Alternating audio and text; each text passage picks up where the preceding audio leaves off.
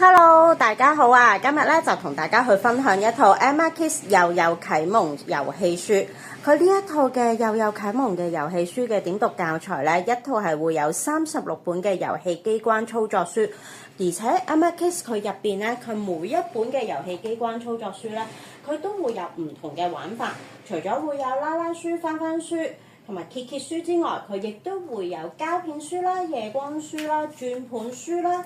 拼圖書啦，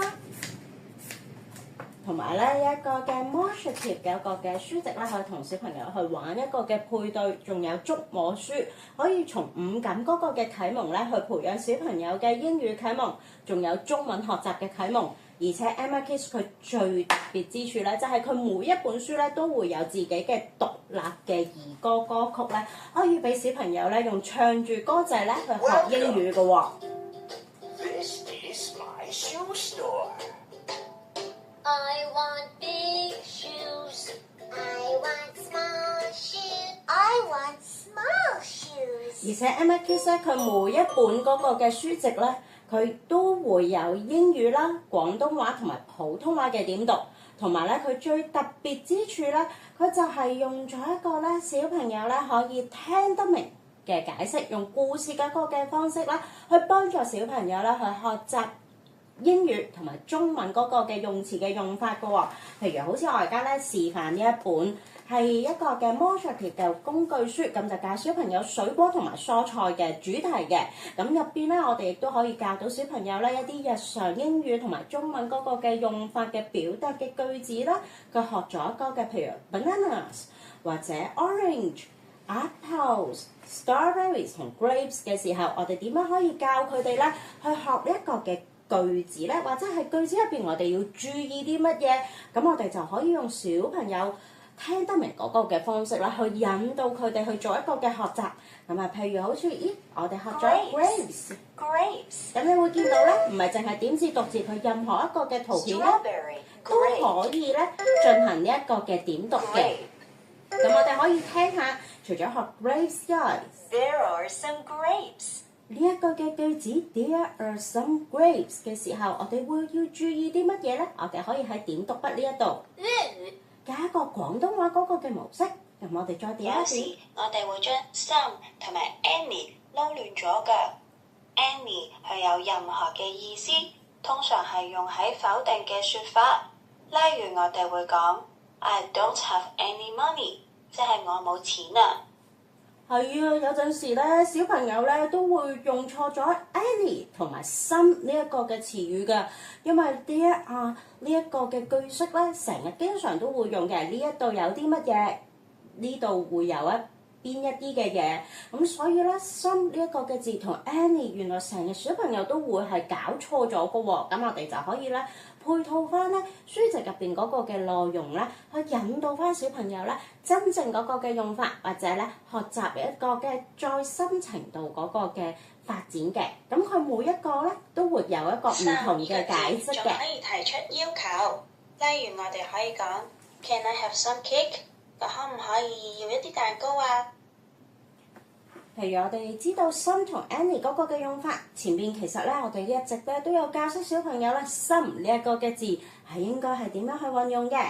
咁呢一個咧就係咧小朋友啦可以喺 Emma Kiss 入邊咧學到嘅嘢。咁 Emma Kiss 佢係可以咧做到一個嘅螺旋式嗰個嘅教材，由淺入深，慢慢咁樣去幫助小朋友咧去進行一個嘅鞏固嘅喎。咁同埋咧，佢除咗係英文之外咧，咁其實咧，佢中文嗰個嘅點讀嘅學習咧，亦都會教埋小朋友嘅。咁譬如好似呢一本書係教小朋友 colours。喺中文方面，同紅色意象有關嘅成語有好多，例如我哋會用到面紅耳赤、萬紫千紅、青紅皂白等等嘅成語。咁其實咧喺幼稚園方面，我哋除咗佢哋知道呢一個嘅係紅色之外，咁紅色個紅字我哋仲可以係點樣去用咧？咁 Emma 咧都會係慢慢咁樣咧去滲入翻俾小朋友嘅。咁喺0至6歲方面咧，就可以培養到佢嘅英文啦同埋中文嗰個嘅能力。咁而 Emma 咧亦都會有普通話嗰個嘅教學嘅。英語我喜歡狗。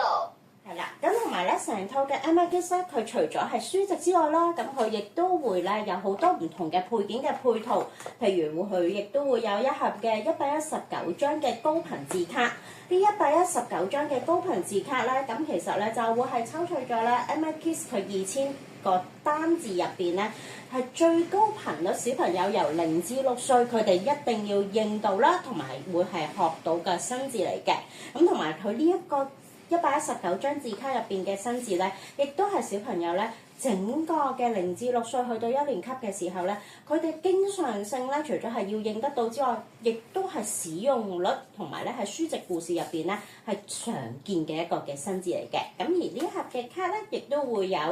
英文啦、普通話嗰個嘅點讀嘅解釋，咁同埋亦都會有咧一盒嘅 alphabet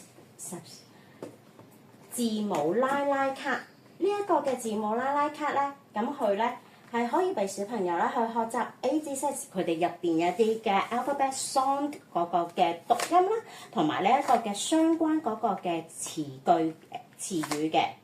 咁透過拉拉嘅方式啦，可以俾小朋友啦喺0至3歲個學習嘅期間咧，佢哋去認讀咧入邊嗰個嘅新字咧，嗰個嘅功效咧係非常之好，因為佢透過一個嘅拉閃動嗰個嘅效果咧，可以有一個嘅直影認字嗰個嘅方法咧，直接打入去小朋友嘅腦袋入邊嘅。咁同埋呢一盒嘅 alphabet 卡咧，佢都會有自己嘅主題嘅歌曲，可以俾小朋友咧點選咧每一張嗰個嘅卡咧，去同佢哋去做唱歌仔嘅內容嘅。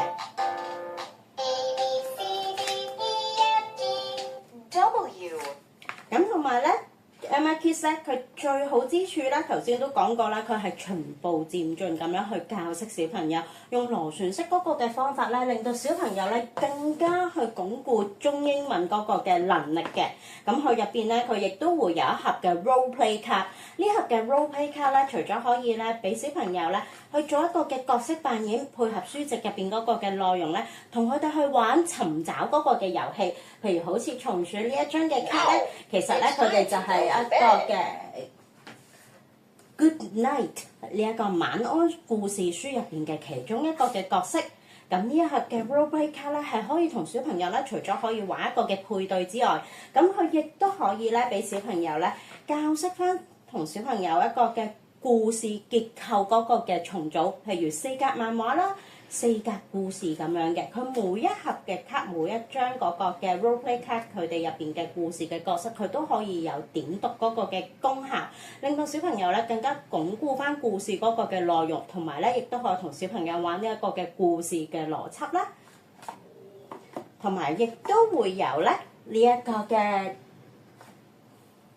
火箭書。呢本嘅火箭書咧，除咗每一本嘅36本嘅書籍可以有自己嘅點讀主題歌曲之外，咁呢本嘅火箭書咧就絕對咧啱晒咧，可能去旅行啊或者帶出街嘅家長咧，俾小朋友去使用嘅。因為呢一本嘅書籍咧，佢會係有齊晒咧36本書嘅主題歌曲啦，同埋咧佢亦都會有齊36本書嗰個嘅 best time story 咧，都喺入邊嘅。